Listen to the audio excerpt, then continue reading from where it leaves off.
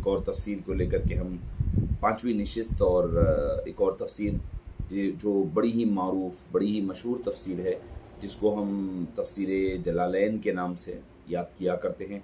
تفسیر جلالین جو میں سمجھتا ہوں کہ درسی کتب میں، یعنی جو کتابیں جامعات میں مدارس میں پڑھائے جاتے ہیں، اس میں بڑا منفرد اور منفرد نام پایا جاتا ہے، اور جس کی اپنی شان، اپنی ایک یعنی سمجھ لیں آپ مبتدئین کے لیے، یعنی سٹارٹنگ جو لوگ پڑھنا چاہتے ہیں تفسیر قرآن، ان کے لیے بہت ہی بہترین تفسیر ہے، جس کو ہم تفسیر جلالین کہتے ہیں۔ السلام علیکم ورحمۃ اللہ وبرکاتہ۔ الحمدللہ رب العالمین والصلاة والسلام علی سید الانبیاء والمرسلین وعلی آلہ وصحبہ اجمعین وعلی من تبعہم بإحسان اجمعین الی یوم الدین، اما بعد۔ معزز سامعین کرام، شفیق بزرگوں اور عزیز ساتھیوں، تفاسیر قرآن کریم کی جو کتب کی سیریز ہم اور آپ سننے سنانے کی سعادت حاصل فرما رہے تھے، آئیے اس کی آج ایک اور تفسیر کو لے کر کے ہم پانچویں نشست اور ایک اور تفسیر جو بڑی ہی معروف بڑی ہی مشہور تفسیر ہے، جس کو ہم تفسیر جلالین کے نام سے یاد کیا کرتے ہیں۔ تفسیر جلالین جو میں سمجھتا ہوں کہ درسی کتب میں، یعنی جو کتابیں جامعات میں مدارس میں پڑھائے جاتے ہیں، اس میں بڑا منفرد اور منفرد نام پایا جاتا ہے، اور جس کی اپنی شان، اپنی ایک یعنی سمجھ لیں آپ مبتدئین کے لیے، یعنی سٹارٹنگ جو لوگ پڑھنا چاہتے ہیں تفسیر قرآن، ان کے لیے بہت ہی بہترین تفسیر ہے، جس کو ہم تفسیر جلالین کہتے ہیں۔ معزز سامعین کرام، آپ کو بتاتا چلوں، شاید آپ حضرات کو پتہ ہے یا نہیں ہے، کہ تفسیر جلالین جو ہے وہ تفسیر ہے جو دو مفسرین نے مل کر کے لکھی ہے، استاد اور شاگرد نے ترتیب دیا ہے۔ آپ کو شاید پتہ ہو یا نہیں ہو۔ ایک ہے استاد، کون ہے؟ علامہ جلال الدین محلی رحمۃ اللہ علیہ، انہوں نے تفسیر شروع کی تھی، اور علامہ امام جلال الدین محلی رحمۃ اللہ علیہ کے وصال کے بعد آپ کے فرزند امام جلال الدین سیوطی علیہ الرحمہ نے اس کو تکمیل فرمائی ہے۔ آئیے قبل اس کے کہ میں کچھ تفسیر کے حوالے سے آپ کے سامنے باتیں رکھوں، مفسرین کے حوالے سے تھوڑی سی گفتگو آپ حضرات سماعت فرمانے۔ سب سے پہلے جلال الدین محلی رحمۃ اللہ علیہ، آپ کی بارے میں ملتا ہے کہ آپ کی ولادت باسعادت 1389 عیسوی اور 1505 عیسوی میں آپ دنیا سے پردہ فرمائے ہیں۔ اپنے وقت کے عالم دین، شافعی عالم تھے، مفسر بھی تھے، محدث بھی تھے، فقیہ بھی تھے، اور مختلف علوم الالہیات وغیرہ میں بہت بڑا نام اور دسترس رکھا کرتے تھے۔ انہیں عرب کا تفتازی علیہ الرحمہ کہا جاتا تھا، اور آپ کا پورا نام محمد بن احمد بن محمد بن ابراہیم المحلی الشافعی۔ آپ جو ہے قاہرہ اور مصری تھے، مصر میں آپ کی ولادت باسعادت ہوئی، اور مصر ہی میں آپ دنیا سے پردہ فرمائے۔ آپ کی تصانیف میں تفسیر جلالین ایک ہے، اور کنز الراغبین یہ 2 جلدوں میں جو شرح ہے، المنہاج فی فقہ الشافعیہ میں، البدر الطالع فی حل جمع الجوامع یہ اصول الفقہ کی کتاب ہے، شرح الورقیات یہ بھی اصول کی کتاب ہے، الانوار شرح مختصر للبردہ، برد شریف کی شرح ہے، القول المفید فی النیل السعید الطب النبوی، یہ آپ کی چند کتابیں امام جلال الدین المحلی علیہ الرحمۃ والرضوان کی ہے۔ اور آپ طویل علالت اور مرض کے بعد 1459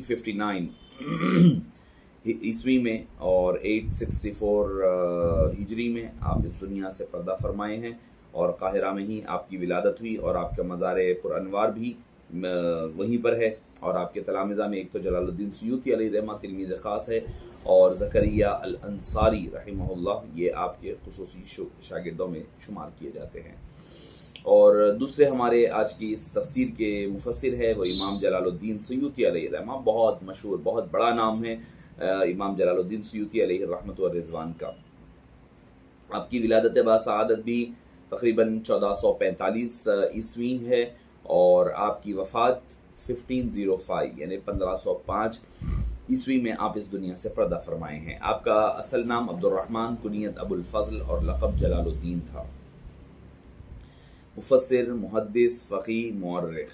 देखिए, तफसीर एक ऐसा इल्म है जिसके लिए आपको कई उलूम पर दस्तरस रखना पड़ता है। अगर आपको कई उलूम पर दस्तरस है तो आप बेहतरीन मुफस्सिर कहलाए जा सकते हैं। यही हाल तमामी मुफस्सिरीन का था। आपकी कुतुब के बारे में मिलता है कि आपकी कुतुब कमोबेश 500 से ज़ायद किताबें आपने तरतीब फरमाई थी। तफसीर जलालैन, तफसीर दुर्र मंसूर के अलावा कुरानियात पर जो सबसे मशहूर काम, और मैं समझता हूँ कि अज़ ख़ुद मेरा भी बहुत ही फेवरेट किताब है अल-इत्क़ान फ़ी उलूमिल क़ुरआन। अल-इत्क़ान फ़ी उलूमिल क़ुरआन ये बहुत ही मारूफ़ और मशहूर किताब है। इल्म कुरान पर बहुत ही मुस्तनद किताब मानी जाती है। जो भी कुरानियात का इल्म हासिल करता है उसके लिए लाजिम होता है कि वो तफसीर अल-इत्क़ान फ़ी उलूमिल क़ुरआन को ज़रूर पढ़े। और आपकी एक और मशहूर किताब है तारीख़ुल खुलफ़ा, जो तारीख़ पर है, बहुत मशहूर किताब है। क़ुरून वस्ता के मुस्लिम उलमा में जलालुद्दीन सुयूती एक बड़ा इल्मी नुमाया नाम है, बेहद मशहूर और मकबूल आलिम दीन रहे हैं। और आपकी भी विलादत मिस्र में अस्यूत में हुई, इसी निस्बत से आप सुयूती कहलाए। और इमाम जलालुद्दीन अलैहि रहमत व रिज़वान क्या इल्मी सफ़र 8 साल की उम्र में शेख कमालुद्दीन बिन इल्हाम अल हनफ़ी की खिदमत में रहकर हिफ्ज़ कुरान, फिर शेख शम्स सैरामी और शेख फ़रोमानी वग़ैरह से आपने शर्फ़ तलम्मुज़ हासिल किया। फिर शहाबुद्दीन अश्शार निसामी और आलिमुद्दीन बिल्क़ीनी, शरफ़ुद्दीन अन्नादी, मुहियुद्दीन काफ़ीजी, इन बड़े बड़े उलमाए किराम से आपने इक्तिसाब फ़ैज़ फरमाया। हुस्नुल मुहाज़रे में अल्लामा सुयूती अलैहि रहमा फरमाते हैं कि हक़ ताला ने मुझे 7 उलूम यानी तफसीर, हदीस, फ़िक़्ह, नहू, मानी, बयान और बदी में तबहुर अता फरमाया। ख़ुद अपने बारे में फरमाना है, अल्लाह ताला ने मुझे यह तबहुर अता फरमाया। आपने कहा कि हज के मौके पर मैंने आब ज़मज़म पिया, उस वक्त ये दुआ मांगी थी कि इल्म फ़िक़्ह में मुझे अल्लामा बिल्क़ीनी और हदीस में इब्न हजर अल अस्क़लानी का रुतबा मिल जाए। सुभान अल्लाह, दुआ हो रही है। और चुनांचे आपकी तसानीफ़ और आपका इल्मी तबहुर इसका शाहिद है कि अल्लाह ताला ने आपकी दुआ को ज़रूर बज़रूर कबूल फरमाया है। आपने ख़ुद फरमाया मुझे 2 लाख हदीसें याद है और अगर मुझे इससे ज़्यादा मिलती तो इसको भी शायद याद कर लेता, इस वक्त इससे ज़्यादा न मिल पाई। शेख शाज़ली से मनक़ूल है कि आपने इससे जब दरियाफ़्त किया गया कि आप हबीब पाक के दीदार बजहत आसार से कितनी मरतबा मुशर्रफ़ हुए, तो आपने फरमाया 70 बार से ज़ायद मैंने हबीब पाक का दीदार फरमाया है। दुनियावी मालो दौलत की तरफ आपकी तरह तबीयत माइल न थी, बचपने ही से दीन के काम की तरफ, दीनी खिदमत की तरफ रहे। और आपने मामूली मर्ज़ के बायस बाद जो है तकरीबन 18 था 19 माह, आप 61 साल की उम्र शरीफ में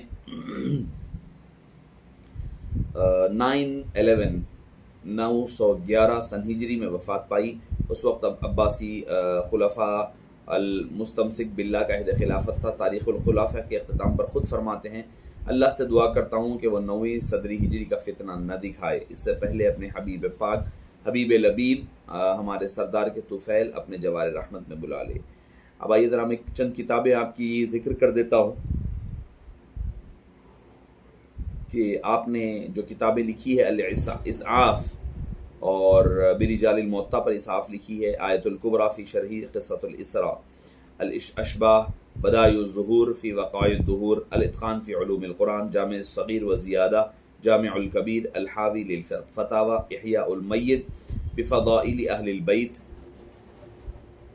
और दुर्रुल मंसूर फ़ी तफ़सीरी बिल-मासूर, अद-दुरर अल-मुंतसिरा फ़ी अल-अहादीथ अल-मुश्तहिरा, अद-दीबाज अला सहीह मुस्लिम बिन अल-हज्जाज, अर्रौज़ुल अनीक़ फ़ी फ़ज़्ल सिद्दीक़, अल-उरुफ़ुल वरदी फ़ी अख़बारिल महदी, अल-ग़ुरर फ़ी फ़ज़ाइल उमर।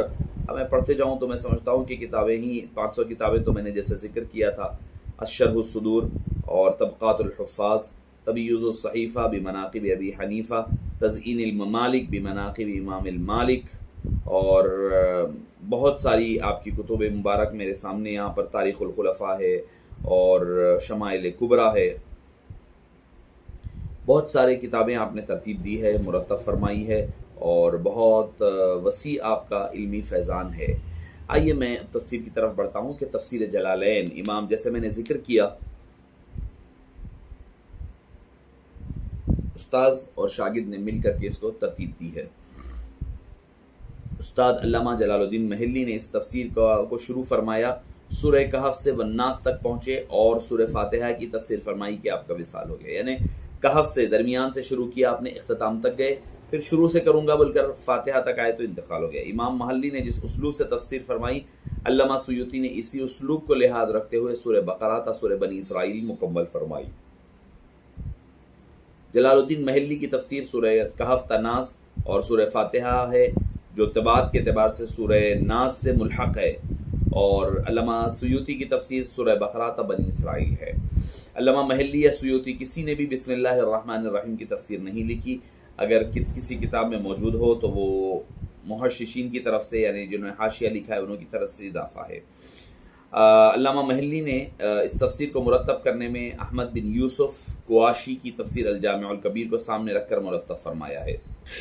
علامہ سیوطی نے بھی مذکورہ کتاب اس کے ساتھ ساتھ تفسیر بیضاوی، تفسیر وجیز اور تفسیر ابن کثیر سے بھی استفادہ فرمایا ہے، جس کا ہمیں کئی مقامات پر پتہ چلتا ہے، اس کی تلاوت سے اور اس کے پڑھنے سے ہمیں سمجھ میں آتا ہے۔ تفسیر جلالین میں بقدر ضرورت وجہ اعراب، یعنی تراکیب نحویہ، یہاں پر کیوں زبر آیا ہے، کیوں زیر آیا ہے، کیوں پیش آیا ہے، یہ بھی ملتا ہے۔ آیات متشابہات، یعنی وہ آیتیں جس کا مضمون ایک جیسا ہے، اس تفسیر میں علامہ سیوطی نے علامہ محلی کی اتباع میں کی ہے، دو مقامات پر اختلاف کیا ہے۔ علامہ محلی نے سورہ صاد میں روح کی تفسیر کی ہے، جسم میں لطیف یحیی بہ الانسان بنفوذہ سے۔ علامہ سیوطی سورہ حجر میں یہ تفسیر نقل فرما کر کے وَيَسْأَلُونَكَ عَنِ الرُّوحِ پیش کی، اس بات کی طرف اشارہ کرنے کے لیے کہ روح کی تفسیر میں سکوت کرنا افضل ہے، تفسیر میں نہ جانی چاہیے، چونکہ اللہ اور اللہ کے حبیب نے ذکر نہیں کیا ہے، تو لہٰذا اس پر گفتگو کرنا بہتر نہیں ہے۔ علامہ محلی نے سورۃ الحج میں الصائبون کی تفسیر فرقۃ من الیہود سے کی ہے، جبکہ علامہ سیوطی نے سورۃ البقرہ میں اس تفسیر کو نقل کرنے کے بعد مزید دو اقوال کا ذکر کیا، فرقۃ من الیہود والنصارى فرمایا۔ مبہمات کی وضاحت کی گئی، یعنی مشار الیہ اور ضمائر کی مرجع کو تعین کیا گیا، یعنی جو ضمائر ہوتے ہیں، جو پروناؤن ہوتے ہیں عربی زبان میں، وہ کس طرف لوٹ رہے ہیں وہ بہت اہم ہوتا ہے، اس کی تفصیل ملے گی۔ مفاعل خمسہ، استعارات، تمثیلات، تشبیہات، جہاں جہاں یہ چیزیں آتی ہے، استعارہ وغیرہ، اس کی آپ نے ضرورت کے تحت اس کی شرح بھی فرمائی ہے۔ سبع اشرا کی جو اختلاف ہے اس کو بھی کبھی ذکر کیا، اور شاذ اقوال جو ہے روایات کی، اس کو بھی آپ نے اشارہ فرمایا ہے۔ تفسیر جلالین میں متن میں قرأت حفص کو پیش کرنے کی بجائے دیگر قرأتوں کو پیش کیا گیا، لہذا عبارت خوانی کے وقت اس کا خیال ہونا چاہیے، ورنہ عبارات، اختلاف اور قرأت اور مطلب کے سمجھنے میں کبھی آدمی کو دشواری ہو سکتی ہے، تو لہذا یہ تفسیر کسی اچھے مجود اور کسی اچھے مفسر کے سامنے بیٹھ کر کے پڑھی جائے۔ تفسیر بالرائے میں تفسیر جلالین سب بہترین تفسیر مانی جاتی ہے، یعنی تفسیر بالرائے میں یعنی رائے کے ذریعے سے کوئی چیز کی تفسیر کرنا جو قرآن و حدیث سے مختلف نہ نظر آئے۔ بہترین تفسیر یعنی تفسیر کی وہ کتاب جس میں قرآن، حدیث، اصول فقہ، علم العقائد، معرفت الناسخ والمنسوخ، اسباب النزول، اختلاف خلاف روایہ، علم بلاغت وغیرہ کی مدد سے تفسیر کی جاتی ہے۔ اس کو متقدمین تفسیر بالرائے کہتے ہیں۔ ان کتب تفسیر میں سب سے عمدہ تفسیر جلالین ہے۔ اس تفسیر کا کوئی نام امام محلی یا امام سیوطی نے نہیں رکھا، لوگوں نے، چونکہ دونوں کے ناموں میں جلال تھا اسی لیے اس کو جلالین کہہ دیا گیا، کسی نے بھی اس کا نام جلالین نہیں رکھا۔ جلالین میں بعض مقامات پر اسرائیلی روایات بھی داخل کی ہو گئی ہیں، یعنی علامہ سیوطی یا محلی نے اسرائیلی روایت کو نقل کرنے کے بعد اس کی تردید نہیں فرمائی۔ ان مقامات پر رعایت ہمیں چوکنا اور تھوڑا محتاط رہنا پڑے گا۔ علامہ محلی نے تفسیر کے شروع میں کوئی مقدمہ نہیں لکھا اور خاتمہ کا موقع تو بالکل بھی نہیں تھا ان کے لیے، البتہ امام سیوطی نے سورہ بقرہ سے پہلے مقدمہ تحریر فرمایا اور سورہ بنی اسرائیل کے آخر میں ہمیں خاتمہ بھی ملتا ہے۔ محلی کی وفات کے بعد سیوطی نے یکم رمضان تا 10 شوال صرف 40 دن کے عرصے میں یہ پاروں کی تفسیر مکمل کی ہے، صرف 40 دن میں، رمضان اور شوال 10 دن، بس 40 دن میں انہوں نے بقرہ سے سورہ بنی اسرائیل تک مکمل کیا ہے۔ اور آپ کو اس بات سے بھی اندازہ لگایا جا سکتا ہے، علامہ سیوطی نے جلالین کی تکمیل 30 سال کی عمر میں کی ہے۔ آپ کی عمر شریف صرف 30 سال تھی۔ ایک یمنی عالم نے لکھا ہے کہ قرآنی الفاظ اور جلالین کی تفسیری کلمات کو شمار کیا تو سورہ مزمل تک دونوں کی تعداد برابر تھی، یعنی سورہ مزمل کے بعد تفسیری کلمات میں زیادتی پائی گئی، لہٰذا اس کتاب کو بلا وضو چھونا بھی جائز ہے۔ یعنی کلمات قرآن جتنے ہیں اتنے کلمات آپ لکھ رہے ہیں۔ اور معزز سامعین کرام، یہ ہے چند باتیں جو تفسیر جلالین کے حوالے سے عمومی طور پر یہ تفسیر یعنی تفسیر جلالین کو درسی کتب میں شامل کیا جاتا ہے۔ درسی کتب جو ہوتے ہیں جو مدارس میں پڑھائی جاتی ہے درس نظامی میں، اس پر خصوصیت کے ساتھ یہ استعمال ہوتی ہے۔